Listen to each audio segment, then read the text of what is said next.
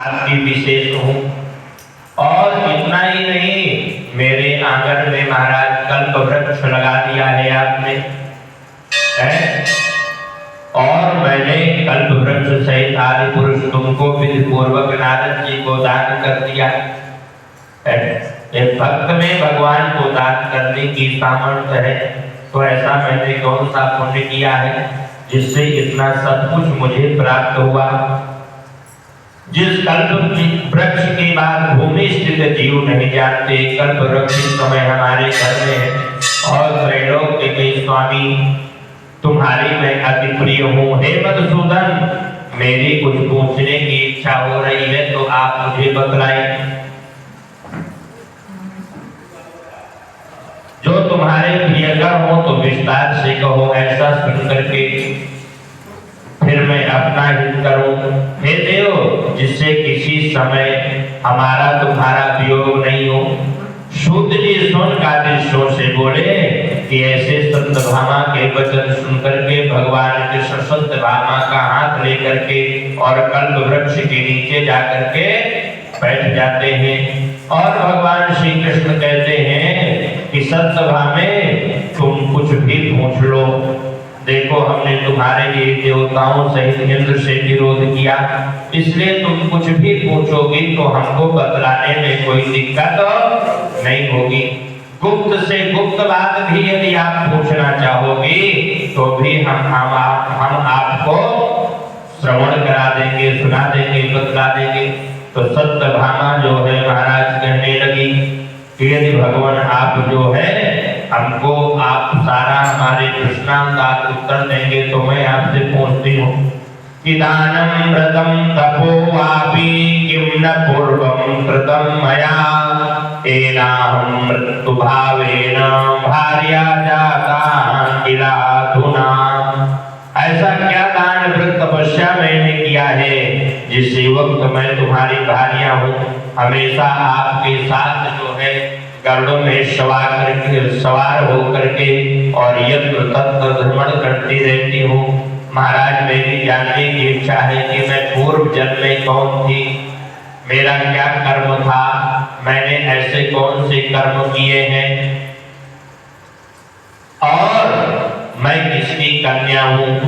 भगवान श्री कृष्ण बोले कि हे कांते, एकाग्रचित होकर के सुनो। जैसा तुम पूर्व जन्म में व्रत कर चुकी हो तो सब कहो। सदियों के अंत में मायापुरी में अत्रि के कुल में उत्पन्न वेद वेदांत के पार जानने वाले देव शर्मा नाम का ब्राह्मण था। ये सतयुग की घटना है। सतयुग में देव शर्मा नाम का ब्राह्मण था, बड़ा विद्वान था। वो बच्चों को जो है संस्कृत की शिक्षा देता था, वेदों की पढ़ाई कराता था। उनके यहाँ एक जो है चंद्र नाम का शिष्य था, चंद्र शर्मा नाम का शिष्य था। और जो देव शर्मा था इसके कोई संतान नहीं थी, लड़की थी, लड़का कोई नहीं था। तो उस लड़की का विवाह जो है इसने अपने शिष्य चंद्र शर्मा से कर दिया। अब महाराज जो दोनों ससुर दामाद एक दिन लकड़ी काटने के लिए जो है जंगल में जाते हैं हिमालय की ओर। हिमाद्रि पादो पवने चेरतुस्त विस्तर ततः तो ततो राक्षसं घोष्मा यांतम संप्राप्यस्तः।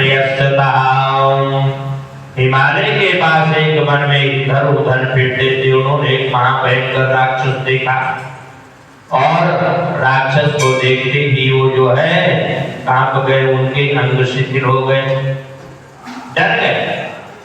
और राक्षसों का काम क्या है, कोई भी मिले तो खा जाना। राक्षस आया और महाराज उन ससुर दामाद दोनों को खा गया, दोनों का भक्षण कर गया। अब उन दोनों का भक्षण कर गया, लेकिन वह इस क्षेत्र में मरे थे, हिमालय की तंद्रा, हिमालय की तरफ मरे, उत्तराखंड की ओर। वैसे भी वो तो देव भूमि है और देवभूमि में मरने के कारण उनको वैकुंठ की प्राप्ति हुई और दोनों वैकुंठ को चले गए। और उनका जो पिता था देव शर्मा, वो सूर्य की उपासना करता था। तो सूर्य की उपासना से जो है भगवान कहते हैं हम बड़े प्रसन्न हो गए और उनको जो है एक विमान भिजवा करके दोनों को वैकुंठ की प्राप्ति हमने कराई कि सैवा सौराष्ट्र काणेशा वैष्णवा शक्ति पूजका मामेव प्राप्नुवन्ति वर्षांभा सागरं यथा एकोऽहं पंचधा जातः क्रीडार्थमवमदितः किल देवदत्तो यथा कश्चित् पुत्रपौत्रादीनामभिः। महाराज शैव सौर गणेश शाक्त वैष्णव ये सब हम ही हैं। जैसे समुद्र में वर्षा काल में समुद्र जब बारिश होती है तो उस बारिश का जो जल है उसकी गति क्या होती है, जाकर के समुद्र में मिलता है। तो कोई शिव की पूजा करे, सूर्य की पूजा करे, शैव की पूजा करे, किसी की भी पूजा करे, वो सारी पूजाएं हमें प्राप्त होती हैं। आकाशात् पतितं तोयं यथा गच्छति सागरं सर्वदेव नमस्कारं केशवं प्रतिगच्छति। जिस प्रकार से आकाश से जल की बारिश होती है और जल की गति होती है कि जाकर के समुद्र से मिलता है, उसी प्रकार किसी की भी कोई पूजा करे वह हमको प्राप्त होता है। और वहाँ और सरलता हो जाती है जब हम किसी की भी पूजा करें, कैसा भी धर्म कार्य करें, जब हम कृष्णार्पण कह देते हैं तो वो चीज हमको तुरंत जो है प्राप्त हो जाती है। अब इस प्रकार से वो दोनों मारे गए और जब मुझे पता चला तो मैं बहुत दुखी हो गई। अब मैं गुणवती बहुत रोदन करने लगी, हे पिता मुझे छोड़ करके कहाँ चले गए, बिना तुम्हारे मैं क्या करूं। अब घर में बैठी मुझे दरिद्रा मरीन, मुझको वस्त्र भोजन से कौन पालेगा। इस प्रकार से महाराज मैं बहुत ही विलाप करती रही, कहाँ जाऊं, कैसे सुख मुझे प्राप्त हो। और विलाप करते करते जिस प्रकार से हवा के कारण केले का वृक्ष गिर जाता है, उसी प्रकार से बेहोश होकर के मैं जमीन में गिर पड़ी। फिर किसी प्रकार से रोती हुई दुख रूपी सागर में डूब गई। घर में जो कुछ सामान रखा था उसको मैंने बेच दिया, बेच करके कुछ धन एकत्रित किया। धन एकत्रित करके मैंने उनका जो है अंत्येष्टि कर्म किया, क्रिया कर्म किया, 10 गात्र किया, एकादशा किया, 13वीं वर्षी की। इस प्रकार से मैंने सारे कर्म किया और उसने जन्म से मरण तक, भगवान कहते हैं देवी, वो जो देवी थी वह जन्म से मरण तक 2 व्रत किया था। कौन कौन से? एक एकादशी का व्रत, दूसरा कार्तिक का व्रत। इन 2 व्रतों से हम बड़े प्रसन्न हो गए और ये दोनों व्रत हमारे बहुत प्रिय हैं, पुण्य पुत्र और संपत्ति देने वाले हैं। कार्तिक में तुला में जो प्रातः काल स्नान करते हैं उनके सारे पाप तुरंत नष्ट हो जाते हैं। कार्तिक के महीने में जो जागरण करता है, तुलसी वन का जो सेवन करता है, भगवान विष्णु के आगे जो गीत गाता है, वह साक्षात भगवान की मूर्ति है। तथा जो विष्णु मंदिर में जाकर के मार्जन करता है, झाड़ू पोछा लगाता है, स्वस्ति निवेदन करता है, भगवान विष्णु का पूजन करते हैं, वह जीवन मुक्त हो जाते हैं। इस प्रकार 3 दिन भी यदि कोई करता है तो ऐसा फल उसको प्राप्त होता है। और तुमने तो जन्म भर किया, जब से तुम पैदा हुई और तुमको होश आया तब से कार्तिक का व्रत और एकादशी का व्रत तुम करती रही। कार्तिक इस प्रकार गुणवती ने विष्णु जी की सेवा में मन लगा करके प्रतिवर्ष व्रत किया। उस देवकर्मा की लड़की का क्या नाम था? गुणवती। तो किसी समय कार्तिक के महीने में तुम जो है गंगा स्नान करने के लिए गई थी और महाराज उस समय बड़ी ठंड पड़ रही थी। अब है नहीं ठंड पड़ती है नहीं, आज से 30-40 साल पहले चले जाओ पीछे तो कार्तिक के महीने में लोग साल और कंबल ओढ़ करके आते थे। यही हम कथा सुनाते थे, साल और कंबल ओढ़े जो है ना लोग बैठे कथा सुनते थे। और बड़े बुजुर्ग और बतलाते हैं कि जब रामलीला देखने जाते थे, रामलीला कब होती है? आश्विन में, जब नवरात्रि होती है तो उस समय भी ठंड पड़ती थी। अब ठंड धीरे धीरे धीरे धीरे धीरे धीरे छोटी होती जा रही। तो कार्तिक का महीना था, गुणवती गंगा स्नान करने के लिए गई थी। ठंड बड़ी जोर की थी, उसने गंगा स्नान किया और ठंड से शिथिल हो गई। उसके सारे जो अंग थे काम करना बंद कर दिया। तो जब अंगों ने काम करना बंद कर दिया तो फिर क्या होगा? गई, मृत्यु को प्राप्त हो गई। और जैसे ही मृत्यु को प्राप्त हुई तो आकाश से विमान आया। भगवान विष्णु ने विमान भेज दिया और उस विमान में पीछे शंख चक्र गदा और सारण धनुष धारण किए भगवान विष्णु के दूत आए और उस विमान में हे गुणवती तुम चढ़ाई गई। चंवर चल रहे थे, विमान में बैठने से अग्नि ज्वाला के समान तेजस्वी गुणवती को हमारे गण वैकुंठ ले गई। कार्तिक व्रत के पुण्य से तुम हमारे हमें समीप गई हो।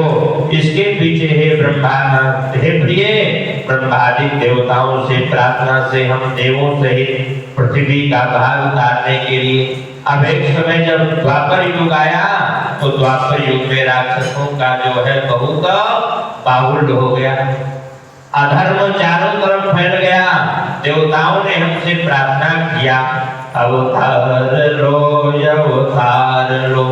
बोले महाराज अवतार लो, नहीं तो यहाँ सारा गड़बड़ हो जाएगा। तो मैंने अवतार लिया क्योंकि मेरा काम है यदा यदा हि धर्मस्य ग्लानिर्भवति भारत अभ्युत्थानम् अधर्मस्य तदात्मानं सृजाम्यहम् परित्राणाय साधूनां विनाशाय च दुष्कृतां धर्म संस्थापनार्थाय संभवामि युगे युगे।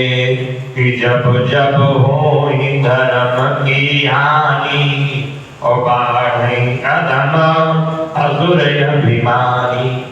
कहते हैं कि जब जब अधर्म का बाहुल्य होता है तब तब मैं जो है इस पृथ्वी में अवतार लेता हूँ। देवताओं ने प्रार्थना किया कि महाराज अवतार लीजिए, मैंने अवतार लिया। और हे भामिनी ये सब यादव मेरे ही गण है। तुम्हारा पिता तो देव शर्मा था, इस जन्म में जो है तुम्हारा पिता सत्राजित हुआ और तुम्हारा नाम सत्यभामा हुआ। तुम्हारा पति अक्रूर है। पहले सत्यभामा का विवाह अक्रूर से लगा रहा होगा, इसलिए जो है भगवान ने ऐसा कहा हे गुणवती तुम सत्यभामा हुई। कार्तिक के पुण्य से तुम हमारी बहुत ही प्रिय हो। पूर्व जन्म में तुमने हमारे लिए तुलसी का वृक्ष लगाया। हमारी प्रसन्नता के लिए तुमने हमारे सामने तुलसी का वृक्ष लगाया है, जिसके कारण आज तुम्हारे आंगन में कल्प वृक्ष लगा हुआ है। तुमने जो दूसरे व्रतादि किए हैं उसी से मैं जो है तुमको पति के रूप में प्राप्त हुआ। विष्णु जो है पति के रूप में प्राप्त हुआ और तुम हमारी पत्नी हुई। जन्म से मरण तक तुमने कार्तिक का व्रत किया है, एकादशी का व्रत किया है। इससे कभी भी हमारे तुम वियोग को प्राप्त नहीं करोगी। कार्तिक में जो व्रत करते हैं वह हमें प्राप्त होते हैं, वह तुम्हारे समान प्रीति देने वाले होते हैं। और जो पृथ्वी में जो लोग यज्ञ दान तप व्रत कथा करते हैं, कार्तिक महीने के व्रत के पुण्य की 16 कला में एक कला को भी प्राप्त नहीं होते। इस प्रकार से कार्तिक के महीने का जो पुण्य है, जो फल है, वह तुमको प्राप्त हुआ।